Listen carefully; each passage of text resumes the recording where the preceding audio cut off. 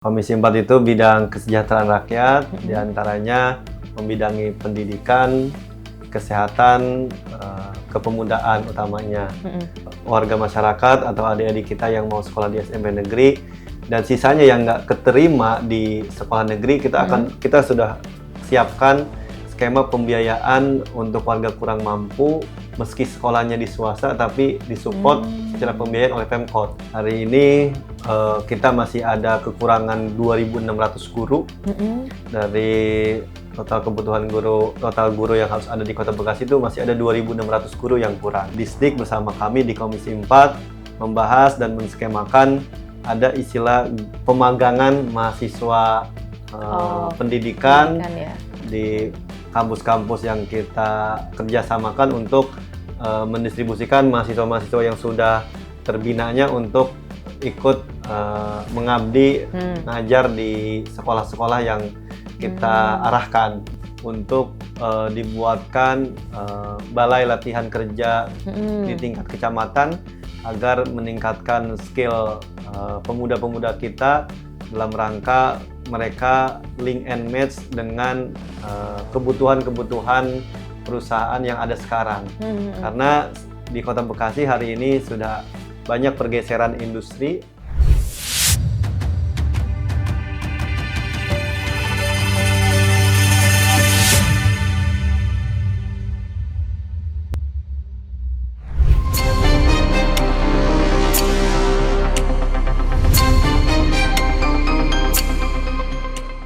Assalamualaikum warahmatullahi wabarakatuh. Halo RJ Setia. Kembali lagi dalam podcast Unjuk Bicara, spesial segmentase dari Bicara Parlementaria. Bersama saya Indah Fitri yang akan menemani Anda dalam episode spesial kali ini. Di mana hari ini kita akan berbincang dengan narasumber spesial, yaitu beliau merupakan salah satu anggota Dewan termuda di DPRD Kota Bekasi. Wah, menarik sekali nih. Karena beliau juga sangat berpengaruh nih terhadap jabatannya sebagai Wakil Komisi 4 DPRD Kota Bekasi, di mana akan membahas seputar pendidikan, kesehatan, bahkan hingga kepemudaan. Dengan narasumber kita yaitu Bang Wildan Faturrahman, Eskapnars. Menarik sekali pembahasan kita kali ini, makanya RJ Setia jangan sampai terlewat setiap pembahasan kita dari awal hingga akhir. Dan bagi Anda yang belum subscribe dari RJ Pro Official, langsung aja diklik tombol subscribe-nya dan nyalakan lonceng notifikasinya agar Anda mendapatkan banyak informasi terupdate dari akun RJ Pro Official. Langsung aja kalau gitu, kita sapa narasumber kita hari ini. Oke, Assalamualaikum Bang Wildan. Yap, Waalaikumsalam. Tuh, gimana nih kabarnya hari ini Bang? Alhamdulillah. Sehat? Alhamdulillah sehat. Sehat ya? Sehat. Tadi kayaknya sempat hektik dulu ya sebelum kita bertemu hari ini ya? Lumayan bosan ini hari ini kegiatan. Waduh, ya biar makin cair kali ya. Saya kayaknya punya pantun nih pemirsa buat Bang Dewan kita hari ini. Boleh ya Bang kalau misalnya pantun biasanya dijawab pakai cakep nih. Oke, siap. Iya, oke. Jalan-jalan ke Pulau Meranti. Cakep. Singgah sebentar meminum kopi. Cakep. Bang Wildan sungguh senang rasa di hati dapat berbincang dengan Bang Dewan hari ini. Cakep. Cakep ya. Biasa. Bang Wildan punya pantun juga? Waduh, nggak punya kayaknya kita nih sebentar Nggak ini. punya ya. Nggak apa-apa, emang suka gitu ya pemirsa ya. Kadang kita suka main tembak aja gitu pakai pantun. Tapi Bang Wildan, ini sebelum hari ini kita masuk ke tema pembahasan kita yang menarik banget ya. Tadi juga udah saya spill nih ke pemirsa. Kita akan bahas terkait tentang pendidikan, kesehatan, atau pemuda ya yang berkaitan lah ya dengan Komisi 4 DPRD Kota Bekasi itu sendiri. Saya ini penasaran nih Bang. Kan Bang Wildan ini salah satu dewan termuda ya di DPRD Kota Bekasi. Nah, saya tuh kepo nih, anak muda kan sekarang mulai agak sedikit skeptis lah ya. Kayaknya males terjun di dunia politik gitu. Betul. Kenapa Bang Wildan tertarik nih untuk terjun di dunia politik? Apalagi kalau saya lihat background pendidikannya ya, Bang Wildan ini kan sarjana keperawatan. Betul. Kok bisa nyeburnya ke dunia politik gitu? Iya, itu boleh diceritakan dong kepada kami, Bang. Iya. Ya, jujur sebetulnya aktivitas di politik ini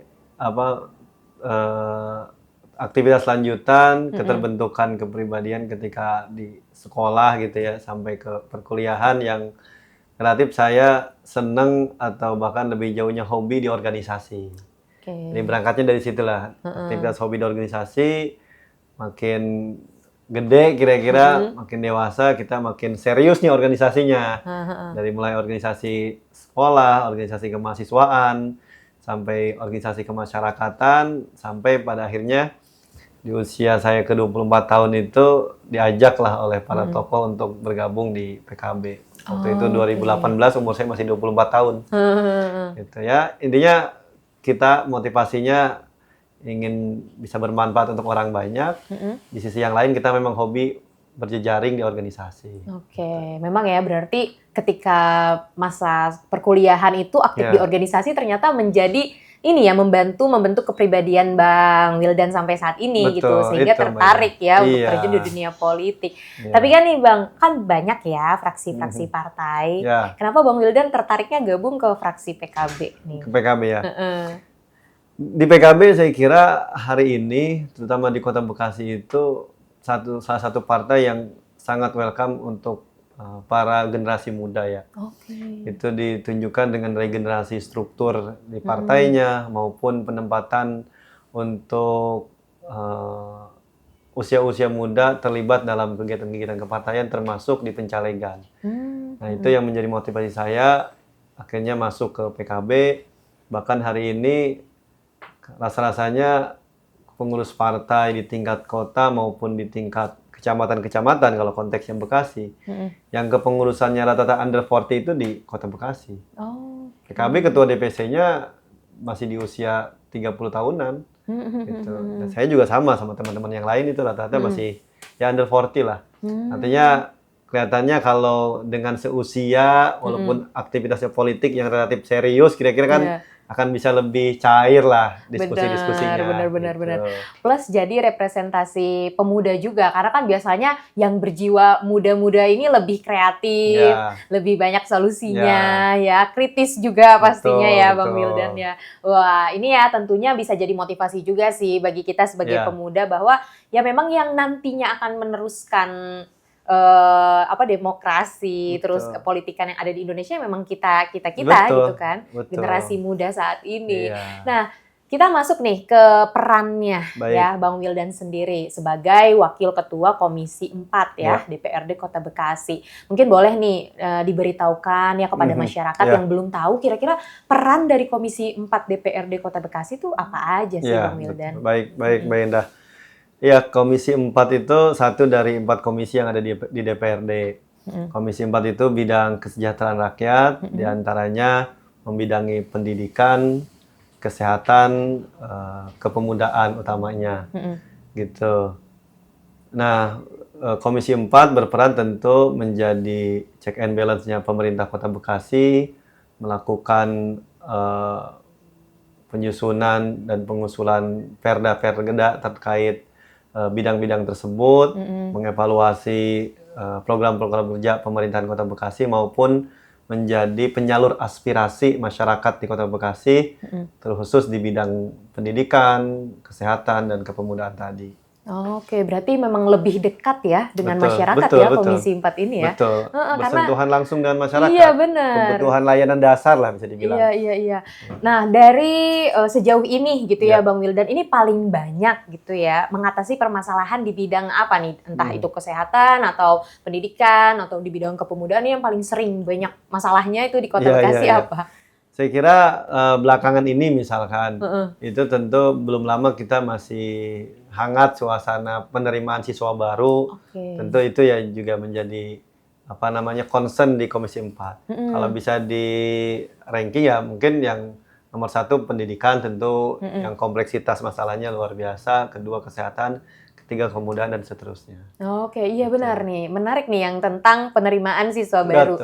Itu sempat viral kan. Jadi PPDB online saat itu terutama di Kota Bekasi cari sekolah negeri ternyata nggak begitu banyak gitu kan ya. Kebanyakan swasta gitu. Sedangkan masyarakat mungkin memilih negeri karena kalau negeri kan ya cost atau pengeluarannya tidak terlalu banyak seperti di swasta. Nah ini bagaimana peran Komisi 4 DPRD dalam mengatasi hal tersebut waktu PPDB kemarin? Jadi kemarin PPDB atau istilah sekarang itu SPMB ya. Di Kota Bekasi itu atau pemerintah Kota Bekasi itu bertanggung jawab di tingkat SD dan SMP. Nah, Maka formulasi kita bagaimana mengoptimalkan daya tampung di SD negeri, terutama dan di SMP negeri, agar keterserapannya bisa maksimal dari lulusan SD yang harus bersekolah di SMP. Kita ada 70-an sekolah negeri, gitu, yang kita optimalkan untuk bisa menyerap warga masyarakat atau adik-adik kita yang mau sekolah di SMP negeri. Dan sisanya yang nggak keterima di sekolah negeri, kita sudah siapkan skema pembiayaan untuk warga kurang mampu, meski sekolahnya di swasta, tapi disupport secara pembiayaan oleh Pemkot. Nah, itu kita dorong oleh Komisi 4, anggarannya bisa optimal, sehingga masyarakat yang meski tidak diterima di SMP negeri, itu mereka tetap bisa bersekolah di swasta dengan dibantu biayanya dari pemerintah. Itu yang menjadi kita perjuangkan kemarin. Iya. Alhamdulillah ya. Alhamdulillah. Berarti. Dan sekarang sudah berjalan. Dan sudah berjalan. Sekitar 10 miliar tahun ini. Wah. Kita kawal anggarannya untuk Pemkot, siapkan untuk ya adik-adik kita yang tidak diterima di SMP negeri, tapi dari sisi pembiayaan dia kurang mampu. Jadi walaupun sekolah di swasta, tapi biayanya disupport oleh pemerintah. Disupport ya oleh pemerintah, ya, benar ya. Karena kan memang pendidikan nih pondasi utama untuk menuju generasi emas Indonesia ya kan, selanjutnya. Oke, jadi gitu ya ternyata ya Bang Wildan, peran terutama ya dari Komisi 4 DPRD Kota Bekasi dalam mensupport pendidikan di Kota Bekasi itu sendiri. Nah, terus ada lagi nih rumor yang beredar bahwa katanya guru-guru nih udah banyak yang mau pensiun nih, Bang Wildan ya. Terus jadi pertanyaan, ini seperti apa juga nih peran DPRD Kota Bekasi untuk support hal tersebut, untuk memilih juga guru-guru yang memang lebih berkompeten gitu ya di bidangnya, agar ya pendidikan di Kota Bekasi semakin maju lah intinya. Itu. Ya betul, kita memang tahun-tahun terakhir ini, terutama di 3 tahun terakhir, banyak guru-guru ASN yang pensiun, sementara kita terkunci dengan regulasi pusat yang tidak boleh mengangkat guru honorer.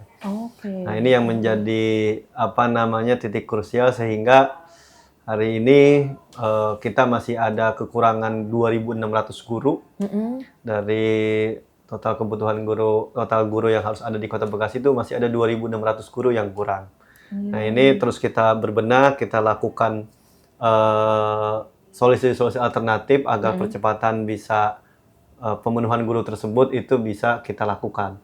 Sehingga terakhir Disdik bersama kami di Komisi 4 membahas dan menskemakan ada istilah pemagangan mahasiswa pendidikan di kampus-kampus yang kita kerjasamakan untuk mendistribusikan mahasiswa-mahasiswa yang sudah terbinanya untuk ikut mengabdi ngajar di sekolah-sekolah yang kita arahkan gitu. Sambil nunggu kita tentu skema lain untuk bisa pengangkatan atau rekrutmen guru baru untuk memenuhi guru-guru definitif tadi. Gitu. Jadi memang kebutuhannya cukup besar. Sementara skema atau regulasinya ini agak berat kita untuk mengimbanginya secara cepat. Maka alternatif sementara kita bikin guru magang di sekolah-sekolah yang berasal dari mahasiswa semester 6 ke atas di kampus-kampus yang sudah kita tunjuk. Berarti untuk program magang itu sendiri itu memang ditunjuk langsung gitu oleh kota Disdik, ya. Nggak, kalau misalnya masyarakat sendiri gitu yang mau gitu mengajukan diri untuk saya mau nih untuk membantu magang gitu, apa bisa seperti itu?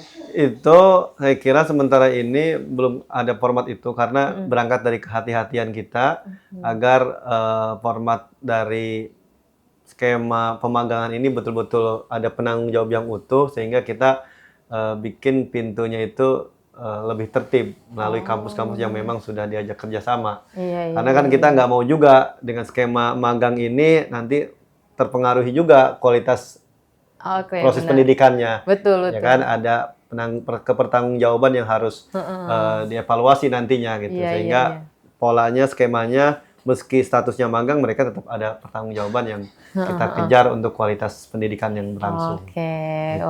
oke, menarik ya. Ya. Apalagi banyak juga ternyata tadi kekurangannya ya. Banyak, sangat banyak. 2.600 ternyata. 2.600. Kapan itu kira-kira target bisa tercapainya nih? Kalau rencananya gitu Bang Wildan. Kita minta skemakan di 3 tahun terakhir ke depan itu untuk bisa terurai kebutuhan guru tersebut. Gitu. Sehingga hari ini secara budgeting pun misalkan diskusi kami dengan Disdik untuk bagaimana alokasi kebutuhan tenaga pendidik ini betul-betul dihitung secara detail agar anggaran yang memang dibutuhkan sesuai kebutuhan guru itu betul-betul tercukupi. Gitu. Betul. Iya ya. Dan ya semoga itu semua cepat tercapai tentunya ya Bang Wildan ya dari segi pendidikan gitu betul. ya. Oke, kita akan next nih Bang Wildan ke pembahasan selanjutnya Siap. ya. Ini juga berangkat dari banyaknya keluhan-keluhan yang saya lihat biasanya di media sosial sih yang saya lihat ya. Ini terutama tentang fasilitas kesehatan nih Bang Wildan. Jadi ternyata masih banyak RSUD gitu yang pelayanannya ternyata masih sedikit lambat gitu ya dalam melayani masyarakat. Terus antriannya juga cukup panjang. Waktu itu sempat ada yang viral juga videonya gitu. Nah, ini gimana langkah apa nih yang diambil oleh Komisi 4 DPRD Kota Bekasi dalam membenahi pelayanan kesehatan tersebut nih? Baik. Betul, itu realita yang hari ini masih kita temukan di lapangan. Meski demikian, Komisi 4 sudah kita panggil jajaran direksi RSUD-nya untuk kita mintakan ada perbaikan yang signifikan, dari mulai tentu sarana prasarana yang ditingkatkan, ruang rawat inapnya, fasilitas IGD-nya gitu kan, maupun sistem antrian yang berbasis online gitu kan, ataupun kita juga minta tenaga kesehatannya juga ditambah. Ya kan, karena tidak cukup juga ruangannya banyak kalau tenaga medisnya kurang kan juga. Iya, sama aja pelayanan nggak bisa maksimal, sehingga evaluasi hal-hal tersebut kita minta ke jajaran direksi RSUD untuk segera dilakukan perbaikan. Betul. Jadi langsung minta ke jajaran direksi RSUD-nya gitu ya. Dan tanggapan dari mereka sendiri sekarang sudah mulai bekerja? Mereka sekarang on progress, sudah terus melakukan pembenahan itu, dan kita juga di Kota Bekasi kan sebetulnya RSUD itu tidak hanya tingkat kota, kita punya 4 RSUD tingkat kecamatan. Itu ibaratnya satelitnya RSUD tingkat kota lah, sehingga masyarakat di beberapa kecamatan, Pondok Gede, Jati Sampurna, Bantar Gebang, dan Bekasi Utara itu kalau dirasa terlalu jauh ke RSUD kota itu bisa ke rumah sakit tersebut yang terdekat. Nah, baru ketika memang kondisinya lebih berat harus baru dirujuk ke rumah sakit tipe B atau RSUD CAM. Itu juga cukup signifikan bisa mengurai kepadatan di RSUD tingkat kota. Oh iya, benar ya.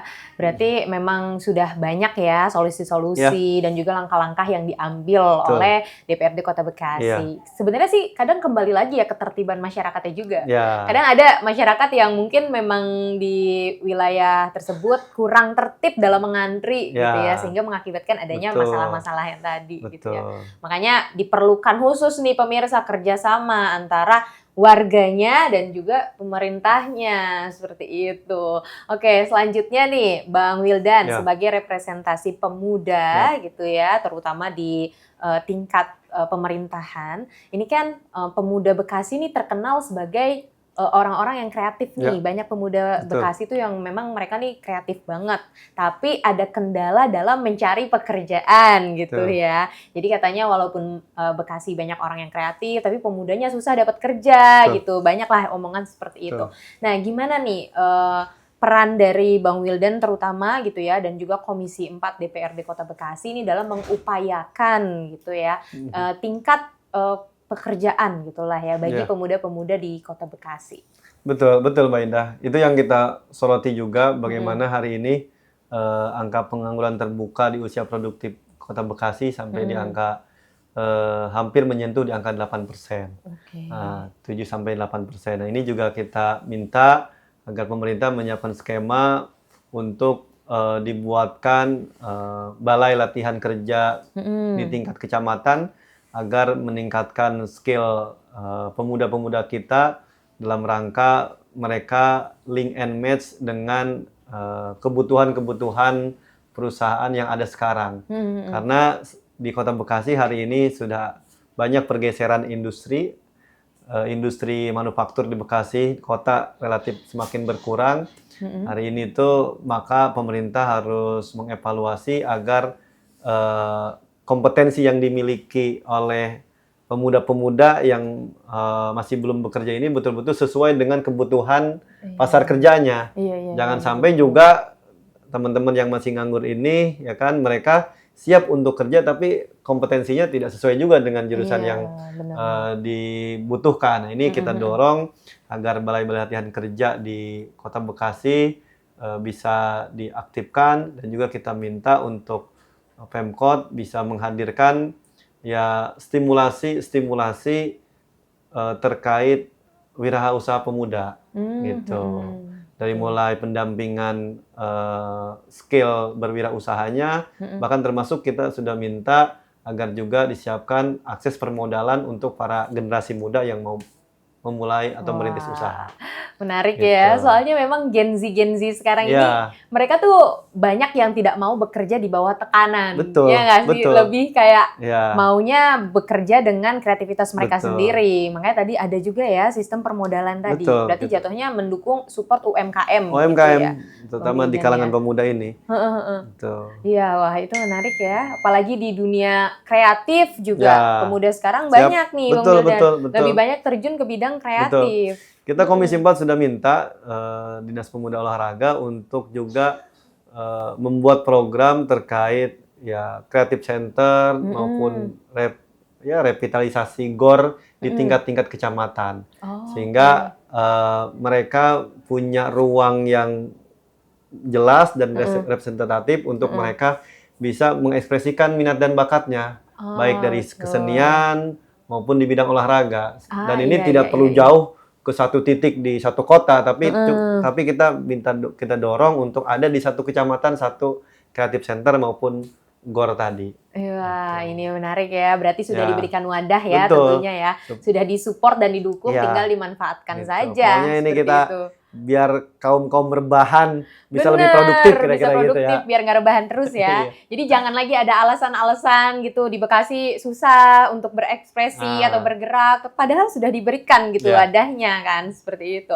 Nah, ini kalau misalnya nih Bang Wildan, mungkin masyarakat yang sedang mendengarkan podcast saat ini ingin memberikan aspirasi atau mau misalnya mau ngeluh komplain lah gitu ya, atau mau minta arahan terkait program-program dari Komisi 4 DPRD Kota Bekasi, seperti apa nih caranya? Bisa langsung datang aja kah ke kota DPRD atau bisa melalui media sosial? Nah, betul. Kita membuka seluas-luasnya komunikasi aspirasi dari semua lapisan masyarakat untuk bisa menyampaikan pendapatnya, idenya, usulannya. Tadi bisa melalui platform media sosial, ada baik Humas DPRD maupun langsung bisa disampaikan juga ke saya, misalkan melalui sosial media yang saya miliki.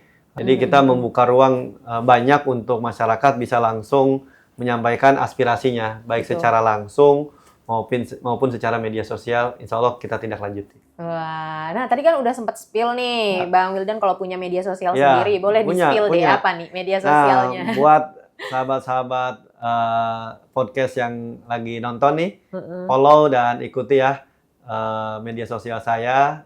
Instagramnya ada Instagram @faturrahmanwildan, TikTok juga ada @faturrahmanwildan, atau ke media sosial yang dikelola oleh admin saya di @wibawa. @wibawa. Itu tuh ada kepanjangannya, Mbak Indah. Apa itu? Wildan bersama warga. Waduh, gitu, mantep gitu. banget. TikToknya, Instagramnya, terus Twitter, terus apa sekarang yang lagi tren itu? Thread. Ada juga gitu kan. Ada juga untuk buat mama, Facebook, TikTok juga aman. Pokoknya aman ya. Tadi langsung Dan aja. Saya insya Allah akan respon dengan cepat apabila ada warga di Kota Bekasi yang menyampaikan aspirasinya melalui platform media sosial saya tadi. Betul, itu mah jalur fast track lah ya Fast track, bahasanya gitu. gitu ya. Tapi kalau pemirsa pengen jalur lewat kami nih, RJ Pro Official juga bisa pemirsa lewat akun-akun Instagram media sosial kita ataupun komen-komen ya di episode podcast kita biar nanti kita langsung sampaikan aspirasinya kepada narasumber-narasumber kita di segmen Bicara Parlementaria seperti saat ini nih pemirsa. Nah ini seru banget ya Bang Wildan pembahasan kita kali ini, memang banyak banget pembahasan kalau udah bahas soal pendidikan, kesehatan, apalagi kepemudaan tuh kayaknya akan panjang ya, bisa berpart-part gitu. Tadi tuh sebenarnya baru kulit-kulitnya aja Bang Wildan. Masih banyak yang pengen saya kepoin. Cuman karena waktu kita juga terbatas dan pasti Bang Wildan juga masih ada aktivitas lain. Jadi terima kasih banyak hari ini Bang Wildan atas kesempatannya tentunya. Semoga apa yang kita bahas hari ini bisa menambah pengetahuan juga bagi warga Bekasi khususnya. Sebelum menutup mungkin ada nih pesan-pesan atau closing statement spesial dari Bang Wildan untuk warga Bekasi atau seluruh penonton podcast kita.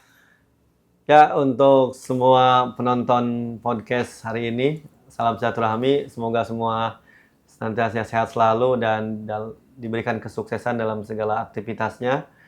Saya berharap untuk seluruh warga Kota Bekasi tetap semangat menjalani aktivitas, baik yang sedang bekerja, yang sedang bersekolah maupun yang sedang berwirausaha, semoga mendapatkan hasil terbaiknya, dan juga para pejuang-pejuang loker yang masih berjuang mudah-mudahan bisa segera mendapatkan lapangan pekerjaannya, dan tentu kita terus dukung semua program visi misi pemerintah di Kota Bekasi agar betul-betul terwujud Kota Bekasi yang nyaman, sejahtera, dan tentu bisa membawa kebahagiaan untuk seluruh warga Kota Bekasi.